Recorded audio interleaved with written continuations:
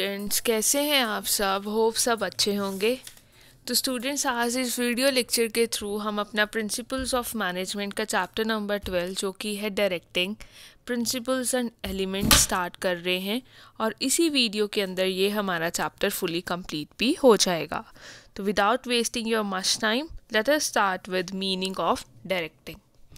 Students, ये आपने chapter अपना प्रीवियस क्लास जो कि आपकी +2 है उसके अंदर भी आपने ये चैप्टर किया है, डायरेक्टिंग क्या होती है।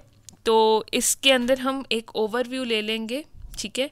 तो डायरेक्टिंग का मतलब क्या होता है? इंस्ट्रक्ट करना, गाइड करना, कम्युनिकेट करना, इंस्पायर करना लोगों को, ताकि जो आपका ऑब्जेक्टिव है वो क्या हो सके, अचीव हो सके। तो डायरेक्टिंग क्या है? Directing refers to instructing, guiding, communicating and inspiring the people so that objectives can be achieved। ठीक है, लोगों को गाइड करना, कम्युनिकेट करना, कोई भी मैसेज ऑर्गेनाइजेशन के अंदर उनको इंस्पायर करना, उनको मोटिवेट करना कि हाँ हमें अपनी ऑर्गेनाइजेशन के ऑब्जेक्टिव्स को क्या करना है, अचीव करना है। ये वो पार्ट है मैनेजरियल प्रोसेस का जो एफिशिएंसी और इफ़ेक्टिवनेस है जो एम्प्लॉयज़ की, उसको क्या रखता है, इंश्योर करता है। इसको मैनेजमेंट इन एक्शन भी बोलते हैं, क्योंकि स्टूडेंट्स आपने देखा होगा कि मैनेजमेंट के अंदर जब हमने प्लानिंग कर ली, ऑर्गेनाइजिंग कर ली, लोगों को रिक्रूट कर लिया, सिलेक्ट कर लिया स्टाफिंग के अंदर, जब तक उनको हम डायरेक्शंस नहीं देंगे तो वो किस तरह से काम करेंगे। तो डायरेक्शंस के अंदर क्या होता है, तभी इसको बोलते हैं कि मैनेजमेंट इन एक्शन। जो मैनेजमेंट है उसको एक्शन में लेके आना, क्योंकि तभी तो काम शुरू करेंगे ना जब हम उनको डायरेक्शंस देंगे। तो इसी वजह से इसको क्या बोला गया है, it is also called management in action. Students, here we will be discussing definitions of directing. इसके अंदर हम दो डेफिनेशंस कर रहे हैं, एक है कून्स और ओडोनल की और एक है अर्नेस्ट डेल की। अगर हम बात करें कून्स और ओडोनल की, तो जो डायरेक्शन है वो क्या है स्टूडेंट्स? यहाँ पर हम दो डेफिनेशंस कर रहे हैं। सबसे पहले बात करते हैं कून्स और ओडोनल की। कून्स और ओडोनल क्या कह रहे हैं डायरेक्टिंग के बारे में? Direction is the executive function of guiding and observing the subordinate. Direction का क्या मतलब है? गाइड करना, ठीक है, किन को? सबऑर्डिनेट्स को, और उनको ऑब्जर्व करना कि वो किस तरीके से काम कर रहे हैं। क्योंकि अगर वो किसी भी गलत तरीके से काम कर भी रहे होंगे तो हम क्या करेंगे, उनको सही डायरेक्शंस प्रोवाइड करके उनकी गलतियों को सुधार सकते हैं।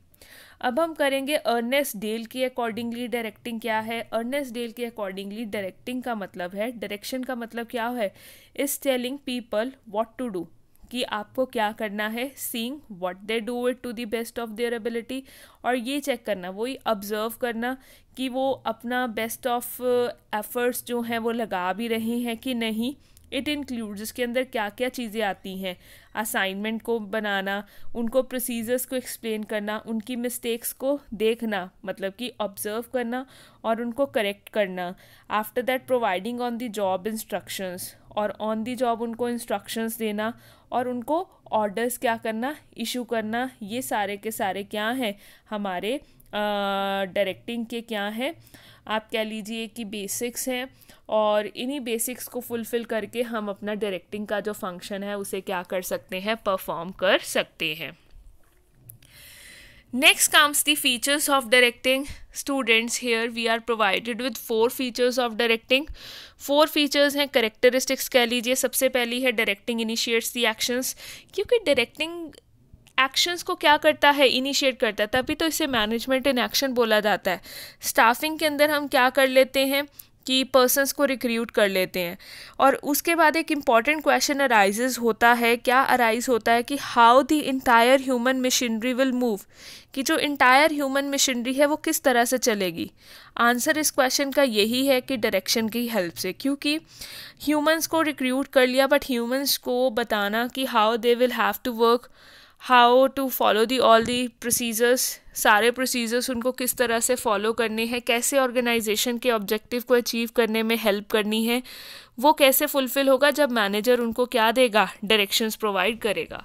तो सबसे पहले यही है कि डायरेक्टिंग क्या करती है, इनिशिएट करती है actions. Next comes the directing take place at every level of management. दूसरा है कि ऐसा नहीं है कि जो डायरेक्टिंग है वो सिंपल एक ही लेवल ऑफ मैनेजमेंट के ऊपर आपको चाहिए, नहीं। टॉप लेवल मैनेजर्स अपने सबऑर्डिनेट्स को क्या करते हैं, डायरेक्ट करते हैं, वो मिडल लेवल को करेंगे। मिडल लेवल वाले जो उनके सबऑर्डिनेट्स हैं या लोअर लेवल वाले एम्प्लॉयज़ हैं उनको वो क्या करेंगे, डायरेक्ट करेंगे। तो डायरेक्टिंग जो है वो सभी लेवल्स के ऊपर रिक्वायर होती है। Next comes directing is a continuous process. ऐसा नहीं है एक बार डायरेक्शंस दे दी तो काम ख़त्म, नहीं, हमें टाइम टू टाइम क्या करते रहना होता है, डायरेक्शंस देते रहना होता है, क्योंकि आपको मालूम ही है ऑर्गेनाइजेशन में जो टास्क है वो चेंज होते रहते हैं, तो उनके अकॉर्डिंगली हमें टाइम टू टाइम क्या करना है, डायरेक्शंस प्रोवाइड करते रहना है। किनको, अपने एम्प्लॉयज़ को। Direction flows from top to bottom, और डायरेक्शन कैसे फ्लो होती है, top to bottom. It starts from top level management and end at the supervisory level of management. जो डायरेक्शंस है वो कैसे फ्लो होती हैं, टॉप टू बॉटम, और कहाँ से स्टार्ट होती हैं, टॉप लेवल मैनेजमेंट पे, और एंड कहाँ पर होती है, सुपरवाइजरी लेवल ऑफ मैनेजमेंट पे। क्लियर। ये तो थे स्टूडेंट्स हमारे कुछ एक फीचर्स। अब हम बात करते हैं इम्पॉर्टेंस की। डायरेक्शन की क्या, डायरेक्टिंग की क्या इम्पॉर्टेंस है। सबसे पहले तो है कि इट इनिशिएट्स द एक्शन। इसी की वजह से जो एक्शन है उसको हम क्या कर सकते हैं, इनिशिएट कर सकते हैं। Employees are appointed up to the first 3 functions of management, but they cannot commence their job until they are not informed about what to do and how to do. Employees हमें मालूम ही है कि they are appointed, मतलब first 3 functions of management में वो appoint होते हैं, but direction में क्या होगा, उनको वो तब तक अपने काम नहीं कर पाएंगे जब तक उनको मालूम ही नहीं होगा कि उन्हें वो काम किस तरीके से करना है। तो वो किसकी हेल्प से उन्हें पता लगता है, जब उनका जो भी सुपीरियर है वो क्या देगा, उनको डायरेक्शंस प्रोवाइड करेगा। इसी वजह से बोला गया है कि जो डायरेक्टिंग है वो क्या करती है, it initiates the action. Next is it integrates the employees efforts. जो अनदर इम्पॉर्टेंट इसका इम्पॉर्टेंस है डायरेक्टिंग की, वो क्या है कि ये एम्प्लॉयज़ एफर्ट्स को क्या करता है, इंटीग्रेट करता है। We all know that many employees work in the organization. ठीक है, बहुत सारे हमें पता है जो एम्प्लॉयज़ हैं वो क्या करते हैं। हमें सबको मालूम ही है कि हमारी ऑर्गेनाइजेशन में बहुत सारे एम्प्लॉयज़ काम करते हैं। सभी एम्प्लॉयज़ की जो एक्टिविटीज़ होती हैं वो को रिलेटेड होती हैं, ठीक है, आपस में एक दूसरे के साथ जुड़ी हुई होती हैं। और किसी भी ऑर्गेनाइजेशन का सक्सेस वो तभी पॉसिबल है जब when everybody does their job efficiently. जब सभी जो लोग हैं, सभी लोग जितने भी ऑर्गेनाइजेशन के साथ जुड़े हुए हैं, ठीक है, वो अपना काम एफिशिएंटली करें। If any one of the employees in the employees chain does not perform up to the mark, it adversely affects the performance of the remaining employees. Thus, it is essential to establish the coordination among all activities. The manager establishes this coordination by supervising, providing good relationship, good leadership, motivating them, and exchanging ideas with his subordinates. तो students देखो, हमें मालूम ही है कि employees जो हैं जितने भी ऑर्गेनाइजेशन में, हमें पता ही है डिफरेंट एम्प्लॉयज़ हैं, ABCD। इसका काम इसके साथ किसी ना किसी तरीके से जुड़ा होगा, इसका इसके साथ, इसका इसके साथ। सपोज़ ये बंदा अच्छे से परफॉर्म नहीं करता, इसकी वजह से इसका काम इफ़ेक्ट होगा, इसका काम इफ़ेक्ट होगा तो इसका होगा, और ऑटोमेटिकली इसका भी इफ़ेक्ट होगा काम। तो डायरेक्शन की हेल्प से क्या होता है, मैनेजर सुपरवाइज करता है। सपोज़ अगर इसने कोई गलती कर भी दी तो जो मैनेजर होगा वो इसको उसी टाइम पर डायरेक्शंस दे देगा कि आप गलत कर रहे हैं काम, ये आप इस मिस्टेक को अभी इम्प्रूव कर लीजिए, ताकि जो A, B, C है इनका काम किसी भी तरह से गलत ना हो। तो इसी वजह से बोला गया है कि डायरेक्टिंग की वजह से ही जो एम्प्लॉयज़ एफर्ट्स हैं वो क्या होते हैं, इंटीग्रेट होते हैं। Next comes it is the means of motivation. जो डायरेक्टिंग है वो क्या है, मोटिवेटिंग का मीन्स भी है, कैसे? अगर एम्प्लॉयज़ मोटिवेटेड नहीं होंगे तो वो ऑर्गेनाइजेशन के ऑब्जेक्टिव्स को अच्छे से अचीव नहीं कर पाएंगे। तो डायरेक्टिंग की हेल्प से एम्प्लॉयज़ को टाइम टू टाइम क्या किया जाता है? मोटिवेट किया जाता है, ताकि वो अच्छे से अपने ऑब्जेक्टिव्स को क्या करें? अचीव करें। अगर उनके इंडिविजुअल ऑब्जेक्टिव्स ही अचीव हो गए तो ऑटोमेटिकली ऑर्गेनाइजेशन के ऑब्जेक्टिव्स क्या हो जाएंगे? अचीव हो जाएंगे। और मोटिवेट हम कैसे कर सकते हैं? एम्प्लॉय जो भी है मैनेजर, वो अच्छे से उनको एक आप कह लीजिए बुलंद हौसले के साथ अगर उनका हौसला हौसले में बढ़ोतरी करे तो इस तरह से वो क्या कर सकता है? उनको मोटिवेट कर सकता है। Next comes it facilitates to implement changes. We all know that अगर कोई भी चेंज अगर हमने लेकर आना है तो हर कोई उसको रेजिस्ट करता है कि नहीं, हमें ये चेंज नहीं चाहिए। Same is the case in the organization. Suppose अगर कोई ऑर्गेनाइजेशन के अंदर चेंज लेकर आना ज़रूरी है, तभी ऑर्गेनाइजेशन ग्रो कर सकती है, लेकिन एम्प्लॉयज़ क्या करेंगे? रेजिस्ट करेंगे। लेकिन एम्प्लॉय जो भी सुपीरियर होंगे वो क्या करेंगे? प्रॉपरली एम्प्लॉयज़ को डायरेक्शन प्रोवाइड करके उनको पॉजिटिव मैनर में मोटिवेट कर सकते हैं और उनको उनका माइंडसेट बदल सकते हैं, ताकि वो उस पर्टिकुलर चेंज को रेजिस्ट ना करें। और ये भी किसकी वजह से मुमकिन हो पाता है? Only with the help of direction. Next is it creates balance in the organization. हमें कई बार पता है कि इंडिविजुअल और ऑर्गेनाइजेशनल ऑब्जेक्टिव्स में बहुत सारे क्लैशेस होते हैं, ठीक है। लेकिन डायरेक्शन की हेल्प से वी ऑल नो दैट जो इंडिविजुअल होएगा उसे लगेगा कि नहीं, मुझे इतना प्रॉफिट कमाना है, मुझे इतने अलाउंसेस मिलने चाहिए, मेरे को ओवर टाइम करके ये सारे हमारे इंडिविजुअल ऑब्जेक्टिव्स होते हैं। और ऑर्गेनाइजेशनल के ऑब्जेक्टिव्स क्या होंगे कि भी हमें प्रॉफिट अर्न करना है, हमें सेल्स टारगेट इतने का अचीव करके रहना है। तो आपस में इन दोनों चीज़ों में बैलेंसिंग बनानी वो कौन करेगा? सुपीरियर करेंगे अपने सबऑर्डिनेट्स को डायरेक्शंस प्रोवाइड करके। जब वो उनको डायरेक्शंस प्रोवाइड करेंगे कि अगर आप अपना काम अच्छे से करेंगे तो आपको बोनसेस भी मिलेंगे, आपको सैलरीज में इंक्रीमेंट भी मिलेगा, और ऑब्वियस ही बात है वो अच्छे से काम करेंगे, ठीक है। जिससे क्या होगा? साथ ही ऑर्गेनाइजेशनल का ऑब्जेक्टिव भी होगा और साथ ही जो भी उनके इंडिविजुअल ऑब्जेक्टिव्स हैं वो भी अचीव होंगे। तो दिस वे एक जो साइक्रोनाइजेशन, एक जो बैलेंस है वो क्या किया जाता है? क्रिएट किया जाता है ऑर्गेनाइजेशन के बीच में। क्लियर हो गया? ये तो थी importance of directing. Now we will be discussing some of the principles of directing. Here we are provided with 8 principles of directing which manager और a superior must follow, ताकि ऑर्गेनाइजेशन के जो ऑब्जेक्टिव्स हैं वो क्या हो सकें? अचीव हो सकें। तो सबसे पहला जो प्रिंसिपल है डायरेक्टिंग का वो है principle of maximum individual contribution. इस प्रिंसिपल के accordingly manager should adopt the directing policy through which employees get motivated and give their maximum individual contribution for the achievement of organizational objective। इस principle के accordingly जो management है उसे एक ऐसी directing policy adopt करनी चाहिए जिसकी हेल्प से एम्प्लॉयज़ क्या हो जाए? मोटिवेट हो जाए और अपना मैक्सिमम इंडिविजुअल कंट्रीब्यूशन दे, ताकि ऑर्गेनाइजेशनल के जो ऑब्जेक्टिव्स हैं वो क्या हो सके? अचीव हो सके।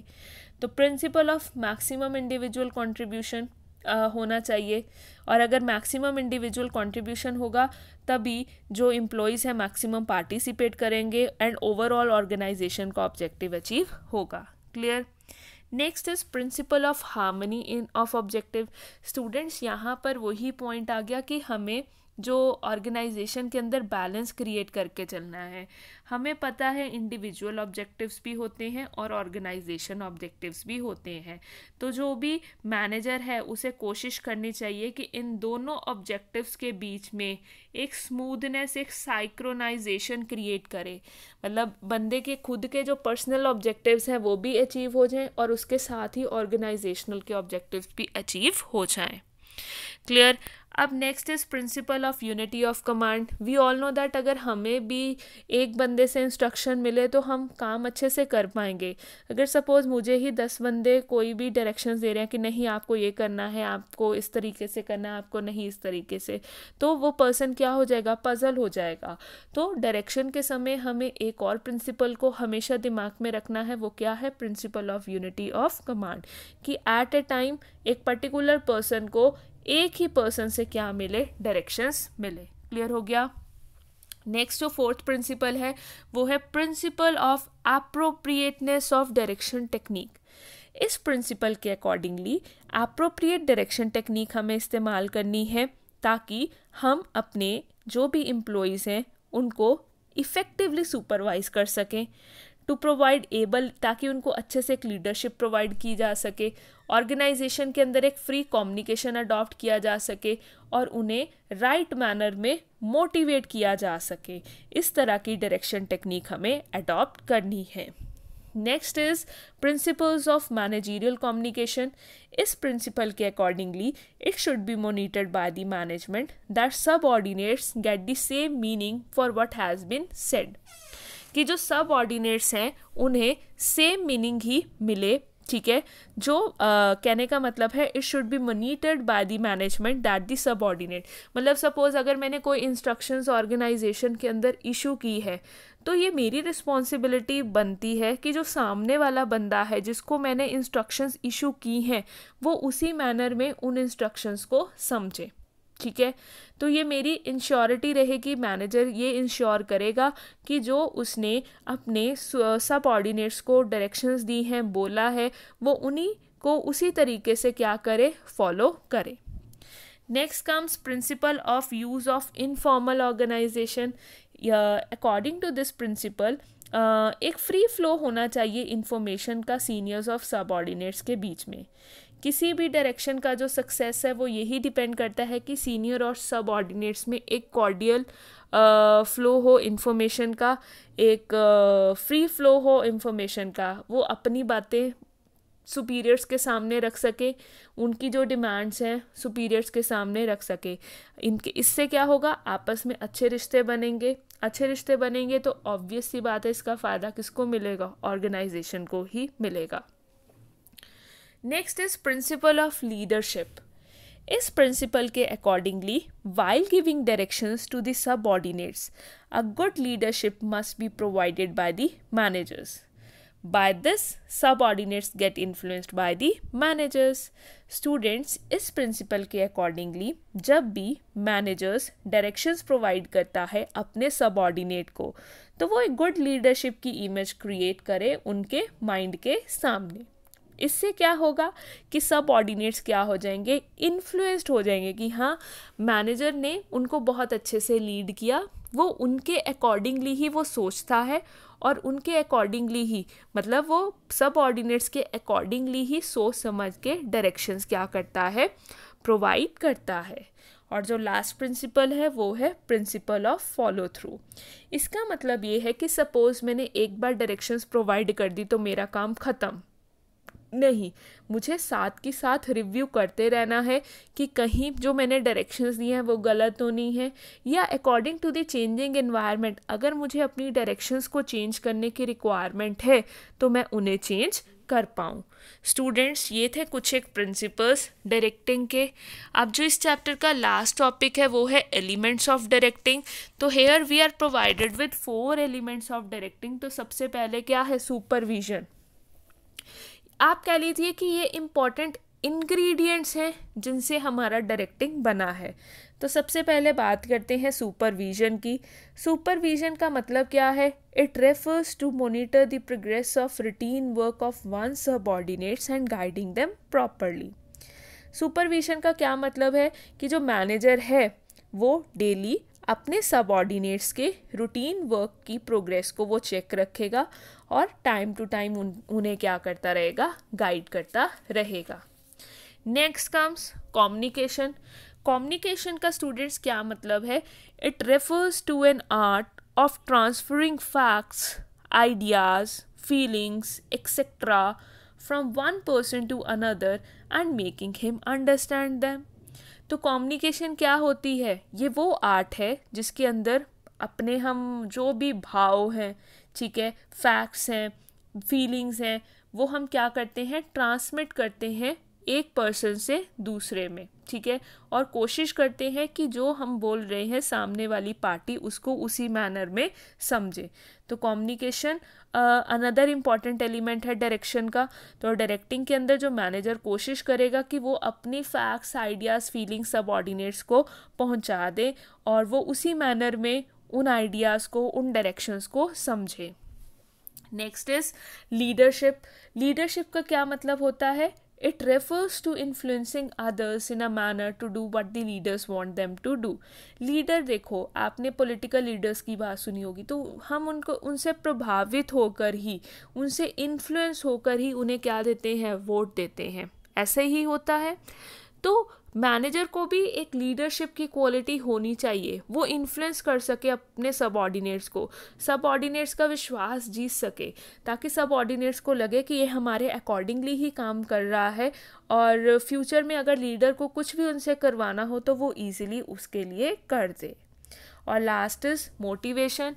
मोटिवेशन हमें सभी को मालूम है ये क्या होती है। ये हमें इंटरनली क्या करती है, एक्साइट करती है कि हाँ हमें ये पर्टिकुलर काम करना है। तो डायरेक्शन का अनदर इम्पॉर्टेंट एलिमेंट यही है कि अगर मेरे को डायरेक्शन को जो भी प्रोसेस है, ठीक है, या जो भी ऑब्जेक्टिव है उसको एकम्प्लिश करना है, तो मुझे मोटिवेट भी करना पड़ेगा एम्प्लॉयज़ को, तभी वो क्या करेंगे, मेरी ऑर्गेनाइजेशन के जो ऑब्जेक्टिव्स हैं उनको अचीव करने के लिए वो दिल से काम करेंगे, ठीक है, जिससे क्या होगा, ऑर्गेनाइजेशनल के ऑब्जेक्टिव्स भी अचीव होंगे और साथ ही साथ उनके इंडिविजुअल जो ऑब्जेक्टिव्स हैं वो भी अचीव होंगे। तो ये थे एलिमेंट्स डायरेक्टिंग के। फटाफट से रिकॉल करते हैं। सबसे पहले क्या है, सुपरविजन, फिर है कम्युनिकेशन, फिर है लीडरशिप और लास्ट है मोटिवेशन। तो स्टूडेंट्स, इसी के साथ हमारा जो चैप्टर है डायरेक्टिंग, जो कि चैप्टर नंबर 12 है प्रिंसिपल्स ऑफ मैनेजमेंट का, वो कंप्लीट होता है।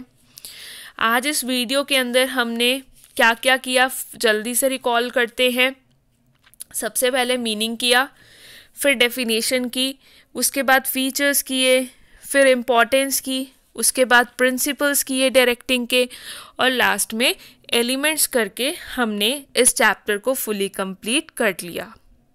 तो स्टूडेंट्स, अगर कोई भी क्वेरी है, डाउट है, तो प्लीज़ कमेंट सेक्शन में कमेंट करके अपनी क्वेरीज और डाउट्स आप ले सकते हैं।